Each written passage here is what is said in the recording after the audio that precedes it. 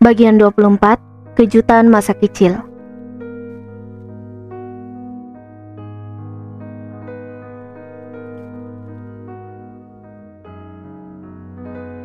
Pengakuan itu penting bagi seorang wanita, Al. Dalam pernikahan, ada ijab qabul yang menjadi syarat sahnya pernikahan. Dalam hubungan, ada pengakuan cinta untuk mengokohkan kepercayaan. Jadi, aku tak perlu menerka-nerka dan berharap. Jelasku panjang lebar. Aku mencintaimu. Sahutnya seketika membuatku salah tingkah. Aku terkejut dengan ungkapan cintanya yang tiba-tiba. Lelaki berpostur tubuh tinggi itu menghampiriku yang tertegun di tepi ranjang. Aku mencintaimu sejak lama, As. Bahkan sejak kita kanak-kanak. Mataku membulat mendengar ucapannya. Heran atas pernyataan yang baru saja dia ucapkan. Benarkah? Sejak kapan? Pertanyaanku dibalas senyum lalu ia menautkan jemarinya di antara jemariku. Sentuhan lembutnya menjalar menciptakan desir-desir indah di tiap aliran darahku. Apakah kamu masih ingat, As? Bocah lelaki yang hampir tenggelam di sungai. Kamu menolongnya, kemudian menemaninya hingga bajunya kering karena takut pulang ke rumah. Ingatanku mulai menjelajah ke masa lalu. Aku terkesiap mengingat suatu peristiwa. Iya, itu kamu kan? Sahutku setelah slide kejadian masa kecil yang hampir merenggut nyawa kami kembali terputar di alam bawah sadarku. Padahal, aku sudah lama lupa peristiwa itu. Waktu itu kita masih kelas 5 SD. Aku tertawa mengingat peristiwa itu.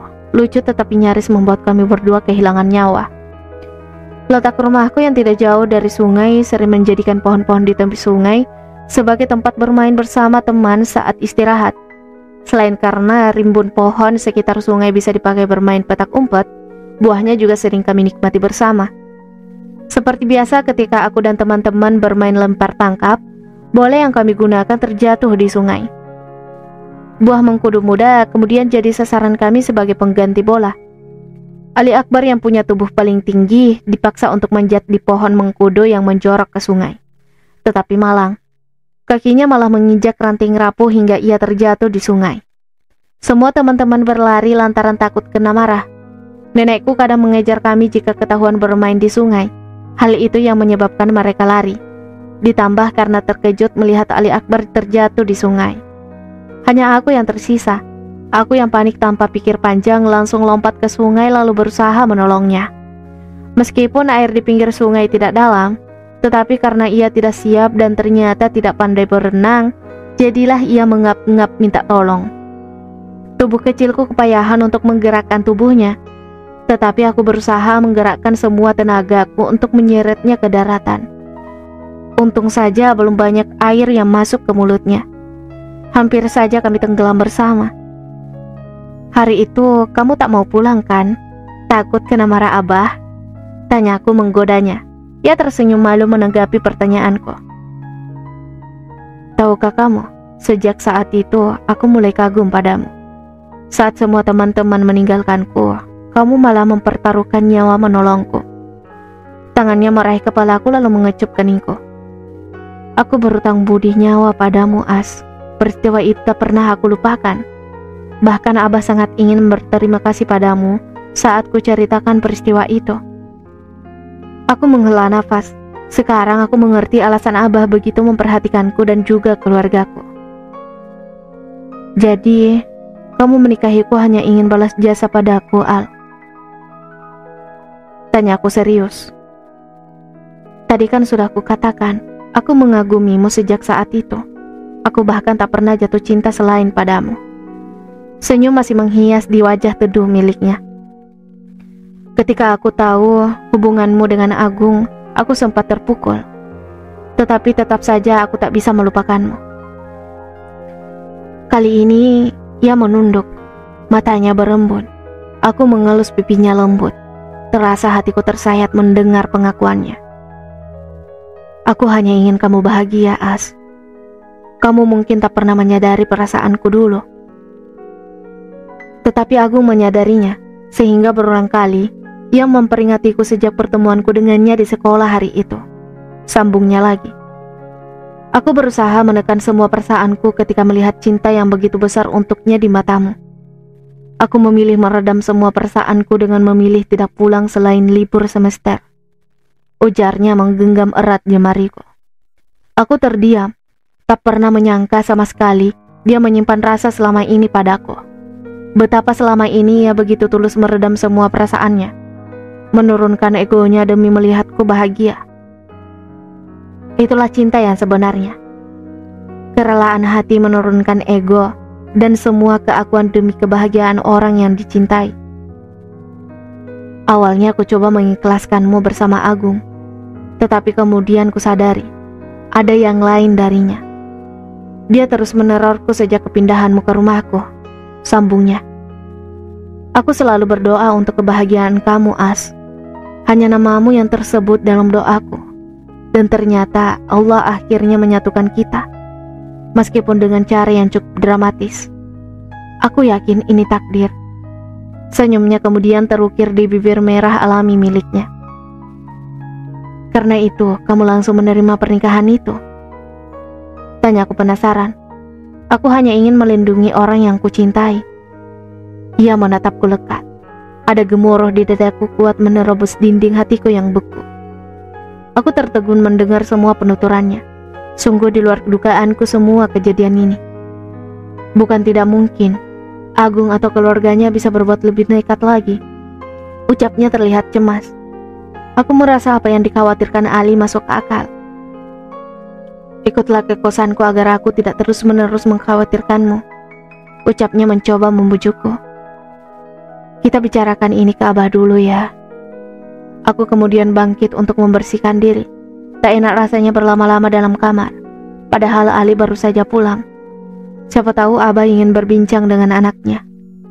Kami akhirnya menemui Abah, menceritakan rencana kami untuk tinggal di kota bersama. Pria sepuh itu tersenyum, walau ada sedikit gurat kesedihan di sana. Abah setuju-setuju saja kalau kalian mau tinggal bersama, karena memang suami dan istri itu sebaiknya bersama untuk menghindari fitnah. Tukas Abah bijak. Ali akan carikan untuk Abah pengganti Asmi untuk mengajar mengaji, agar Abah tidak terlalu repot. Ujar Ali melirikku. Abah mengangguk tanda setuju. Sore harinya kami kembali menemui Abah yang sedang asyik menikmati secangkir kopi di teras. Lelaki sepuh itu terlihat menatap ke jalan, tetapi tatapan itu terlihat kosong. Apa dia sedang memikirkan rencana kepergian kami? Bah, kami izin keluar dulu ya. Ali mau mengajak Asmi jalan-jalan. Izin Ali pada Abah. Lelaki itu selalu saja menciptakan kejutan-kejutan kecil yang membuat hati ini semakin berbunga. Aku mengikuti langkahnya menuruni anak tangga setelah lebih dulu mencium punggung tangan Abah. Udara cukup terik saat motor yang membawa kami melaju di jalan berbatu. Kulirik layar ponsel pemberian Ali. Tanda waktunya menunjukkan pukul 11:15. Ali melingkarkan tanganku ke pinggangnya, kemudian meletakkan tangannya di atas lenganku. Beberapa pasang mata menatap kami sinis saat melintas di depan warung Bu Siti. Aku perlahan melepas tangannya dari genggamannya. Ia malah mempererat genggaman itu. Al, fokus dong, ntar jatuh kita. Aku berseru mencari alasan untuk lepas darinya, tetapi ditanggapinya dengan senyum sambil terus melajukan motornya dengan satu tangan. Aku tertegun ketika ia berhenti di depan sebuah kafe, tempat yang mengingatkanku tentang masa lalu, masa di mana Agung berani menyentuh tanganku untuk pertama kalinya. Agar Agung melangkah masuk, hingga akhirnya Ali menautkan jemarinya dan menarikku masuk ke tempat itu. Al, kenapa kemari sih? Apa nggak ada tempat lain? Ucapku menolak untuk duduk saat Ali menarik kursi untukku. Kenapa? Kamu tidak suka? Tanyanya terlihat heran. Suka sih.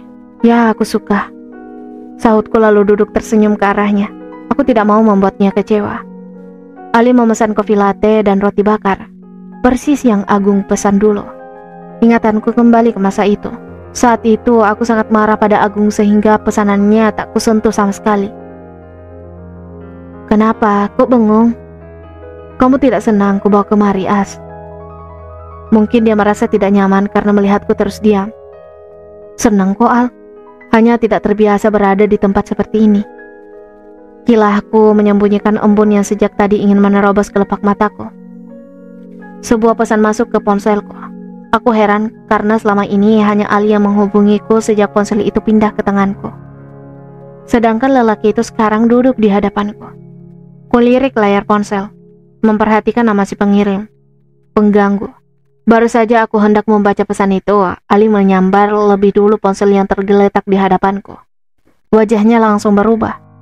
Matanya menyapu ke seluruh area kafe. Pandangannya terhenti saat tertuju pada sosok pemuda yang sedang asyik menikmati kopi tersenyum menatap kami.